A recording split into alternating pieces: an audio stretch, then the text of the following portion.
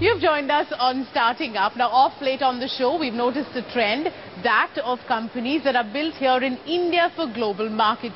And so we decided to explore it with a brand new series. In the first of our series, we kick it off with ScaleArc. Sudhir Syal is here with the story. It's the first startup of our new Made in India Built for the World series, a startup which is looking to completely disrupt and revolutionize the field of scalable databases globally. No, it's not Oracle or Cisco we're talking about ScaleArc, situated right here behind me in the heart of Navi Mumbai. Let's find out more. Come, follow me.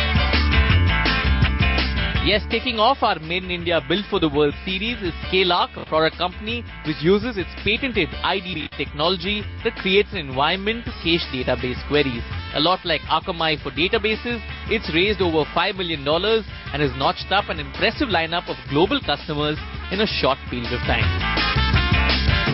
Varun, for someone who's come from the television world and the media world to move to the world of scalable databases, it's quite a journey. Where did the seed of the idea really come from?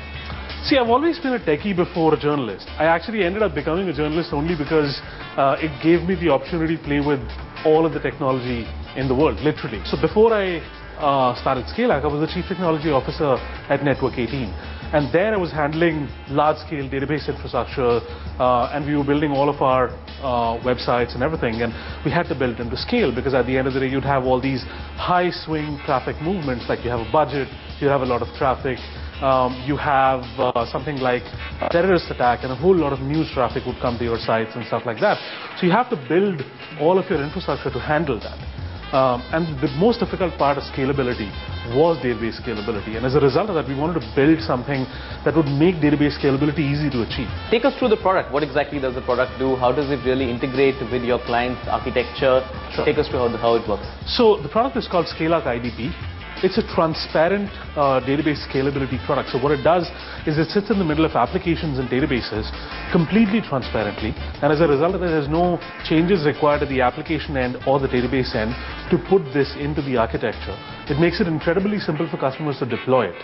And then it allows you to get a whole lot of intelligence about your database operations. Like, let's say you're running an e-commerce website.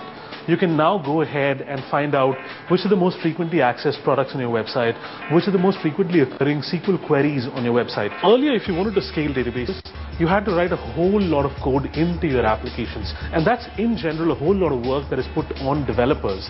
And it takes developer time away from having to build features that users would actually get to see.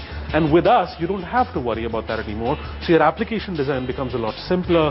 It's faster for you to build your applications. And you can then go ahead and launch your applications with more features and functions than you would have been able to if you didn't have something like ScaleArc IDP.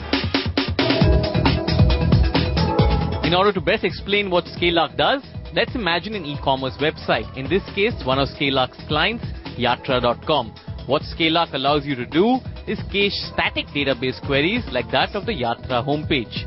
The admin panel within the ScaleArc IDB allows you to get a sense of what the most common queries are on the platform, which ones to cache and which ones not to. Caching dynamic database queries like offers or deals is generally avoided. Once the caching is carried out, server capacity is augmented and performance goes up, giving tremendous value to the end user. ScaleArc operates on two different business models: a subscription model where you can subscribe to the service for a certain amount of traffic, and a one-time perpetual license where you buy the product outright.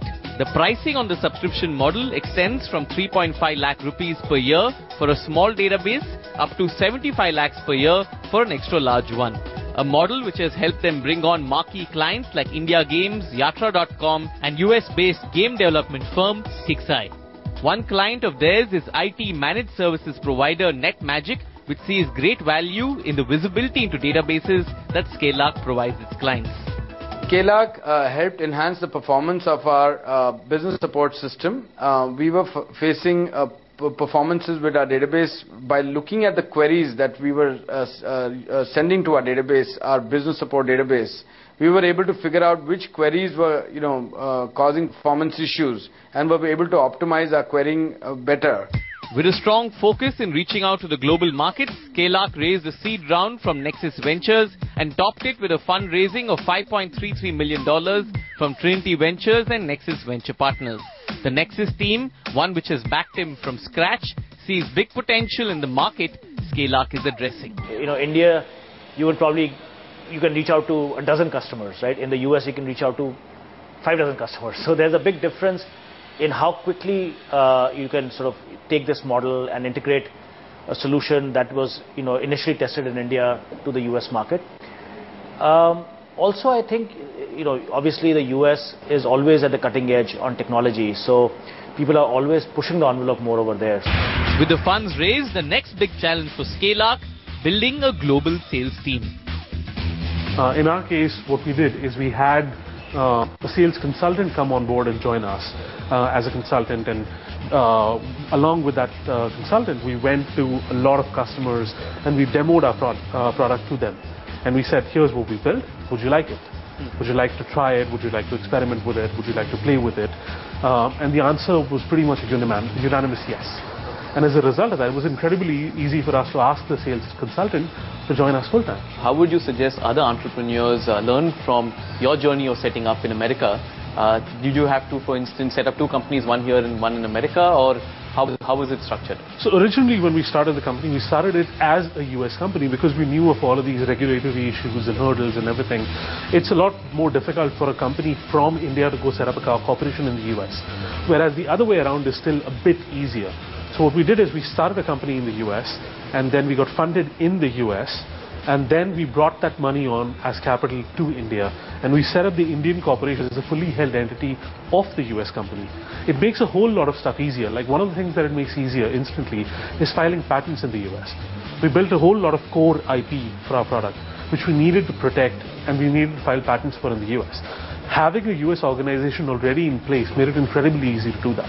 And Varun, given the delta in terms of costs for hiring engineers here as opposed to engineers in the US, do you see this trend picking up more and more, where more Indian companies, startups are structured here out of a location, say in Navi Mumbai, and are selling in America? It is certainly a cost advantage right now. But what I see, and this is a bit of a problem, is that gap is closing really fast.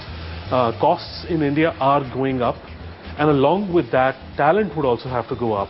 If that doesn't match, then that equation wouldn't survive for a very long time. I see it becoming a little bit of a hot market at this point in time. Costs are going up, salaries are going up.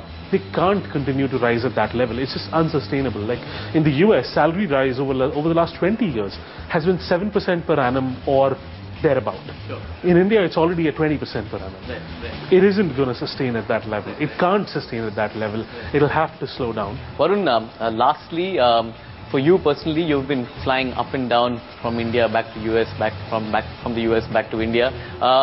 Is there any other way to do it? Does one have to keep flying up and down, and how easy or difficult is it for the entrepreneur? I don't think there is an alternative to 24/7 presence. Right. So one of the first things that you've got to do is build a large enough organization at both ends.